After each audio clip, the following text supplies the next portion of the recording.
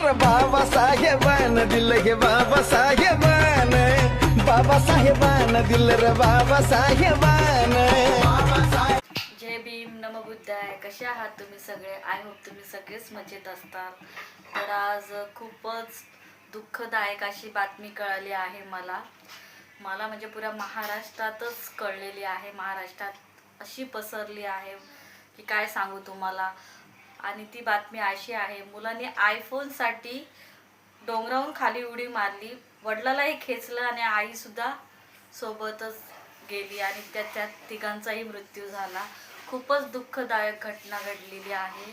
मला एक समजत नाही, मुलांना का असं कळत नाही की प्रत्येक गोष्ट जी पाहिजे ती लगेच तुम्ही आईवडिलांनी दिलीच पाहिजे. मुलांना का कळत नाही? मुलांना परिस्थितीची जाणीव का कळत नाही? मला हे समजतच नाही मुलांचं.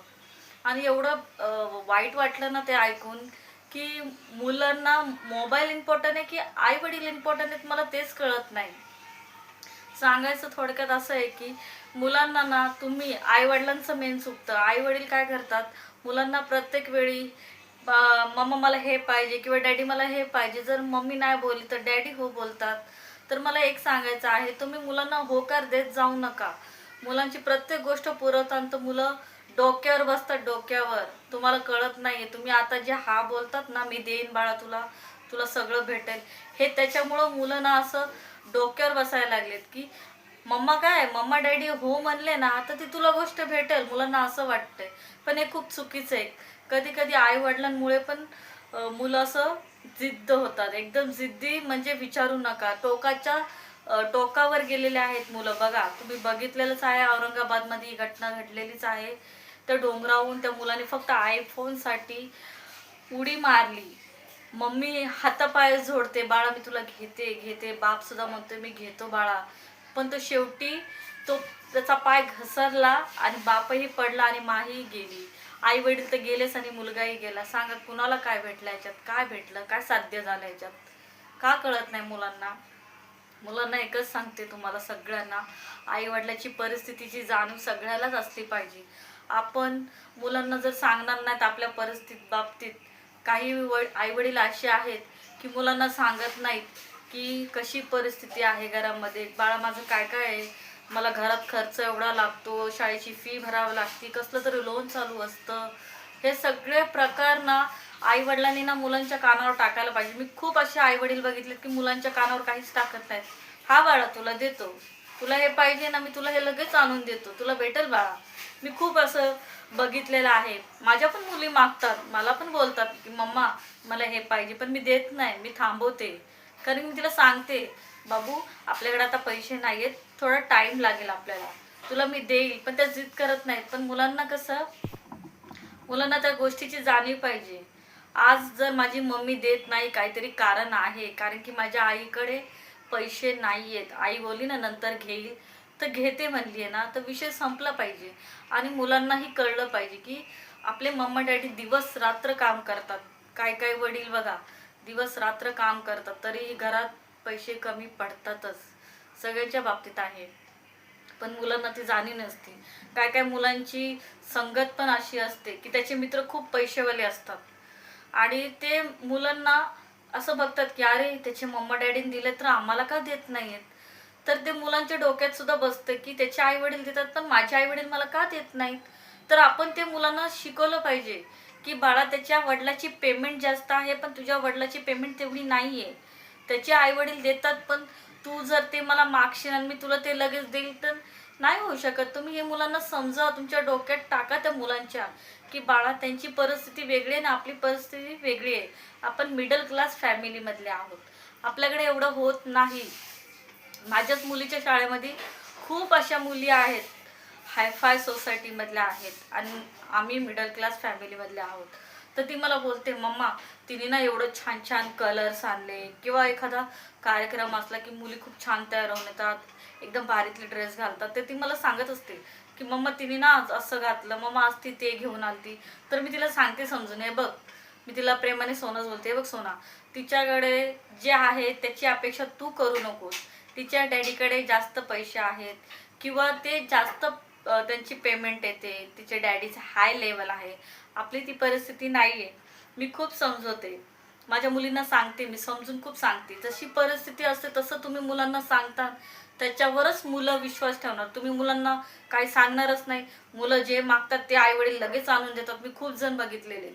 असे आईवडील आहेत की माझ्या आहेत, आता नाव घेऊ शकत नाही मी, माझ्या फ्रेंड सर्कलमध्ये आहे की एकच मुलगी आहे, तिला जे पाहिजे ते भेटतं, जे पाहिजे ते भेटतं. आम्ही बघतो, आम्ही तिला समजवतो, बघ तेरी एक ही लड़की है, तू इसलिए मत ऐसा कर की जो है वो मागते वो दे दे. आम्ही तिला समजवतो, हे जर आता अशी करशील ना ते तुला शेवटी भारी पडेल. तिला खूप समजवतो आम्ही, पण ती ऐकत नाही. तिला वाटतं एकच मूल आहे. पण आता ह्या एकाच मुलामुळे जर असे प्रकार घडतात तर तुम्ही डोक्यात ठेवा हे, की आतापर्यंत जर आपण मुलांच्या डोक्यात हे टाकलं नाही की परिस्थितीनुसार मुलं जे नाही ते मागतात आणि ते तुम्ही देणार. आता फोनच्या बाबतीत असं घडलंय, भरपूर मुलं अशा आहेत की मला फोन पाहिजे म्हणजे पाहिजेच. प्रत्येक मुलांच्या लहान 1 ते 1.5 वर्षापासून त्या मुलांच्या हातात मोबाईल आहेच. बिना मोबाईलचं एकही मूल राहत नाही. गेम खेळणार, काहीतरी यूट्यूबवर बघणार, काहीतरी इंस्टाग्राम बघणार, काय ना काय मुलांचं चालूच असतंय. खूप मुलं मी असे बघितलेले आहेत. माझी मुली पण बघायच्या, मी त्यांचं बंद केलेलं आहे. मोबाईलचं येड जर एकदा डोक्यात घुसलं तो काय निघत नाही. म्हणून सांगते मी तुम्हाला, प्रत्येक परिस्थिती ही मुलाच्या कानावर गेलीच पाहिजे. जोपर्यंत मुलांच्या कानावर आईवडिलाची परिस्थिती जात नाही तोपर्यंत मुलं सुधारणार नाहीत. आणि एक मुलांना पण हा प्रश्न करते मी, आई वडिलांना समजून घ्या. आई वडील बोलतात त्यांचं ऐकत जा. आई वडील गेलेले वापस येत नाहीत.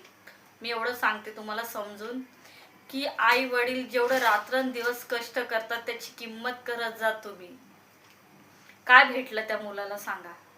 आई वडील गेले, तो स्वतःही गेला, काय भेटलं त्याला? काहीच भेटलं? सांगा बरं. किती दुःखदायक घटना आहे आणि औरंगाबादमध्ये झालेला आहे. सांगा बरं काय करणार? या विषयावर काय बोलायचं आहे तुम्हाला? तुम्ही विचार करा मुलांनो, एकच विचार करा तुम्ही, आई वडिलांना समजून घ्या. आई वडील जे कमवतात कष्टाने ते तुमच्यासाठी.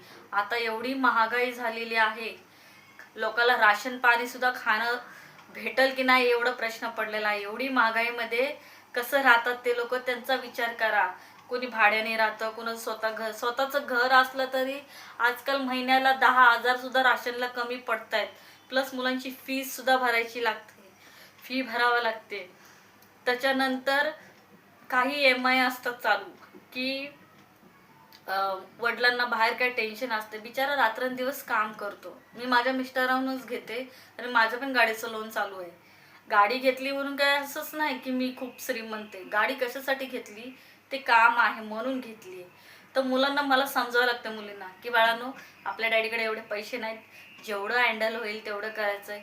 तर मुलीसुद्धा माझ्या एवढ्या लहान आहेत, एक आहे 11 वर्षाची आणि एक आहे 6 वर्षाची. एवढं समजून घेतात की आपल्या मम्मा डॅडीकडे काही नाही आहे, शांत बसतात. जे मी देईल तेच असते. ते असं पाठी नाही लागत की मला हेच पाहिजे, मला हे भेटलं पाहिजे. माझ्या मैत्रिणी मॉलमध्ये जातात, माझ्या मैत्रिणीकडे तिकडे फिरायला गेला, चल बाबा तू पण मला घेऊन जा. मी नाही बोलते, आपल्याकडे नाही. आपली जेव्हा परिस्थिती सुधरेल तेव्हा ते तुला भेटेल. कुणी म्हणलं तिथं उडी मारायला चल तर आपण जायचं नाही. त्याला काय करायचंय करू द्या, पण आपण आपल्या मम्मा डॅडीला समजून घ्या. हे सगळ्यात मोस्ट इम्पॉर्टंट आहे. आई वडील दिवस रात्र काम करतात, फक्त तुमच्यासाठी करतात. जीव देण्यापुरतं नसतंय. जीव कधी जाणार आहे वेळ काही सांगून येत नसते. कधी जीव जाईल सांगता येत नाही. त्याच्यामुळे आई वडिलांचं ऐका आणि फोनसाठी जीव गमवू नका, एवढं सांगते तुम्हाला.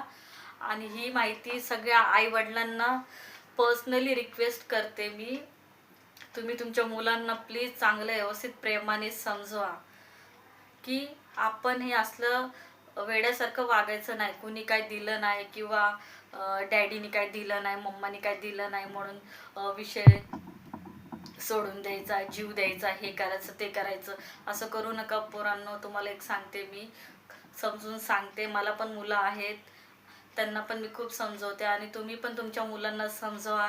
आणि हा व्हिडिओ जास्तीत जास्त पॅरेंट्सपर्यंत हा व्हिडिओ शेअर करा.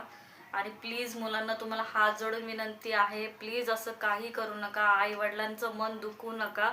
दिवस रात्र ते मेहनत करतात फक्त तुमच्यासाठी. तुम्ही प्लीज असं करू नका. जीव काय एवढा स्वस्त नाही आहे. 9 महिने आई मुलाला वाढवते पोटात, त्याच्यानंतर लहानाचं मोठं करते आणि फक्त फोनसाठीच म्हणा किंवा दुसऱ्या काही गोष्टीसाठी की मी मरूनच जाईन, मी हेच करन तेच करन, असं करू नका. एवढंच सांगते तुम्हाला. माझा व्हिडिओ आवडला असेल तर नक्की लाईक शेअर सबस्क्राईब करा आणि ही माहिती सर्वात जास्त लोकांपर्यंत पाठवा. जय भीम, नमो बुद्धाय.